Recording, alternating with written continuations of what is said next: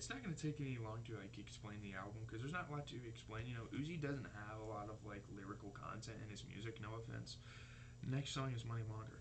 On Money Longer, Lil Uzi Vert contemplates how life has changed since he became famous. The song was first released as a track on Uzi's SoundCloud, a major promo tool for this North Philly rapper. He then signed to Atlantic Records. And then he turned up the underground buzz into real money. Lil Uzi Vert included Money Longer on Lil Uzi Vert vs. the World, a 9-song mixtape released on May 27th, 2016. Money Longer was produced by Philly-raised Molly Raw and Atlanta legend DJ Cannon. DJ Cannon first heard Uzi on the radio while driving through Philly, which is pretty cool story. DJ Cannon's a very big part of Uzi's career. But next is Grab the Wheel. Lil Uzi raps about having relations with a woman who he shouldn't, but his urges, aided by copious drug use, take over, and eventually he takes the wheel and has sex with her. This song was previewed as a snippet earlier in April of the year the album came out. By the way, the Genius annotations are taking place like when the album was rolling out, so that's why it's kind of like sounds like it's from that time. That was about Uzi cheating. Next song is called You Is Right, one of two Metro Boomin produced songs on the Lil Uzi Vert vs. the World mixtape. Lil Uzi addresses relationship issues and unfaithfulness on You Is Right.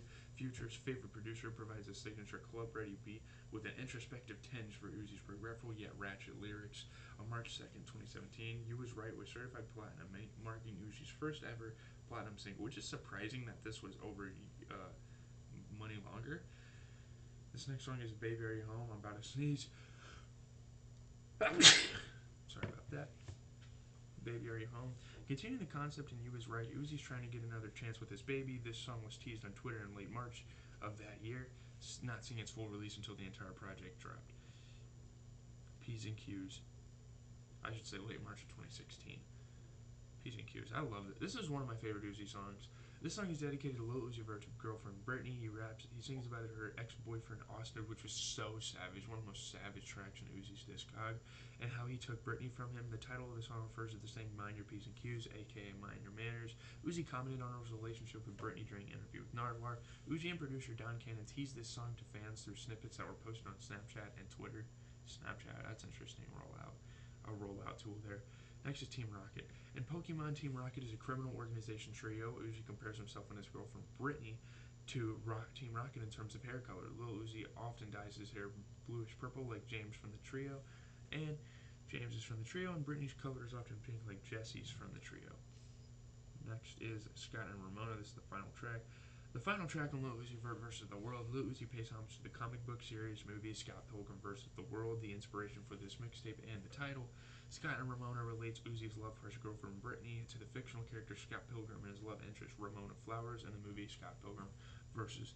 the World. That's that. Let's just see what Apple had to say. That's another thing I do on this channel, which you guys are kind of bored of already, but I want to see what Apple has to say. I'm going to give you guys my full thoughts. When Lil Uzi Vert dropped Lil Uzi Vert vs. the World in 2016, he was already one of rap's most promising young talents. After he amassed a cult following of early adopters from a combination of early SoundCloud releases and his breakout 2015 tape Love Is Rage, maybe I should review that next weekend. That'll be interesting. All eyes were on him when he dropped the follow-up 6 months later. At just 9 tracks long, Lil Uzi Vert vs. the World widened the breadth of his artistic whims to the point that it would catapult him leagues ahead of the SoundCloud famous MCs he was initially grouped with, like Playboy Carti, Gunna, guys like that. Here he can be found singing over warped EDM sirens on High Roller, which was very interesting. Those sirens were very, very interesting. Like the synths on this track were very genre breaking, really genre bending, if you will, if that's the term. Thumbing his nose at ex-girlfriends on You Is Right, and maybe most strikingly, rapping over an accordion sample on P's and Q's. Yeah, I mean, that's a very underrated part. Like, some of the instrumentals that were included on this album were very, very, they were weird. They were weird to, like, the SoundCloud rap industry, but they were so innovative, and they helped inspire so many different SoundCloud artists. It was around the time of Lil Uzi Vert vs. the World that Uzi became the poster boy for that dismissive designation mumble rap. I never even came close to considering Uzi as a mumble rapper, but go on. But you can hear just about everything he says on Lil Uzi Vert vs. the World the same way you can on all of the increasingly popular Uzi releases that follow it. Yeah, this was Uzi's big day kind of thing. Not Chance's album. I'm not even gonna be comparing this album to that. Love Is Rage wasn't his breakout. You know, people knew about that album. He had the SoundCloud industry and had Show Cold at that point with an album like that.